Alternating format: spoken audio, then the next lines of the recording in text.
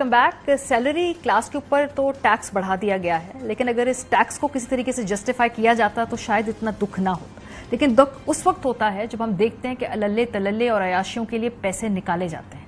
पिछले हफ्ते वजीर खजाना साहब ने अपनी प्रेस कॉन्फ्रेंस में हमें बताया कि चूंकि फिस्कल स्पेस नहीं है इसलिए सैलरीड क्लास को वो रिलीफ नहीं दे सकते। जैसे ही फिस्कल स्पेस बनी वो रिलीफ देंगे।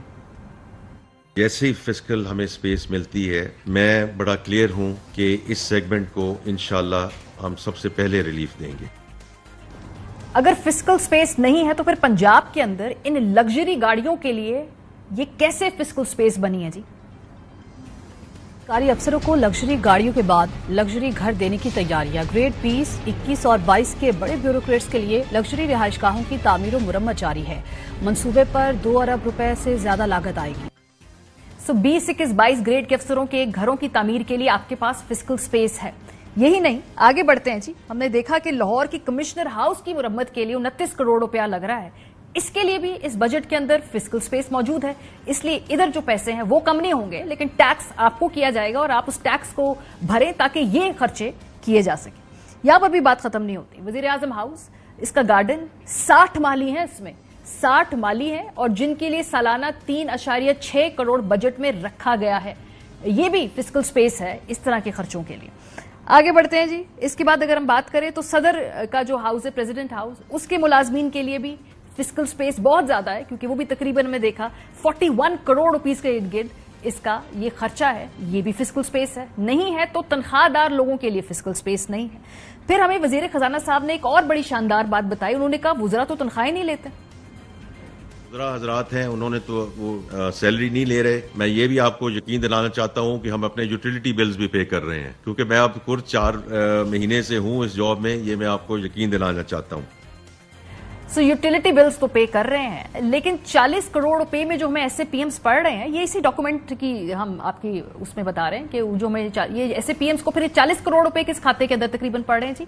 अगर तनख्वाहें नहीं ले रहे हैं, ये फिस्कल स्पेस भी है। इस फिस्कल स्पेस को कोई नहीं छेड़ेगा, कोई हाथ नहीं लगाएगा। हाँ, जहां पे टैक्स लगाना है, जो आम आदमी के काम की चीजें, मसलन के बच्चों का दूध, उस पर भरपूर टैक्स लगाया है। और ये ब्लूमबर्ग की रिपोर्ट है जो खौफनाक बात हमें बताती है। वो कहती है कि पाकिस्तान में टैक्स के निफाज के बाद कीमतें ऑस्ट्रेलिया और फ्रांस से भी बढ़ गईं।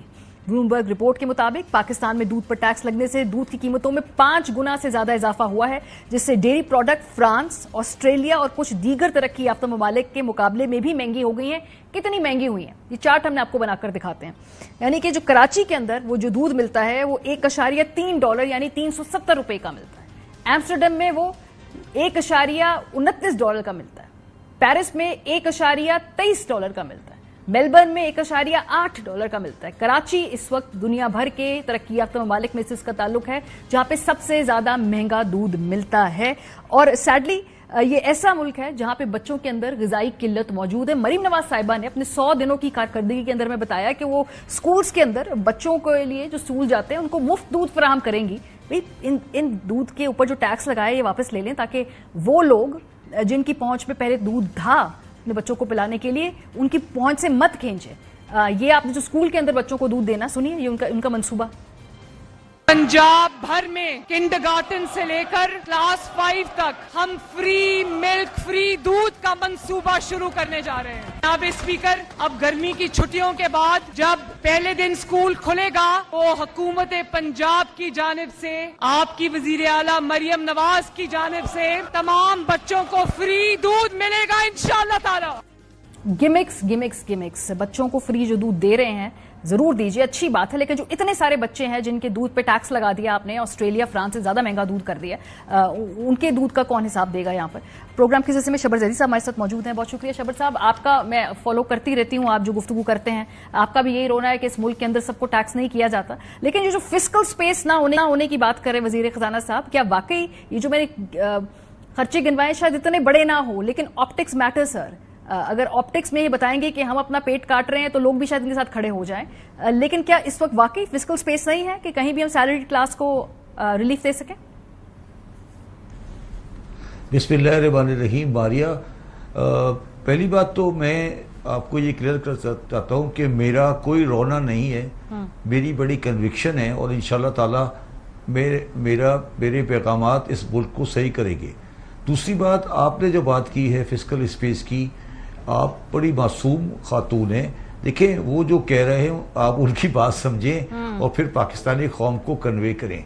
वो ये कह रहे हैं कि हमें IMF ने डंडा मारा है कि आप 13,000 बिलियन कलेक्ट करें।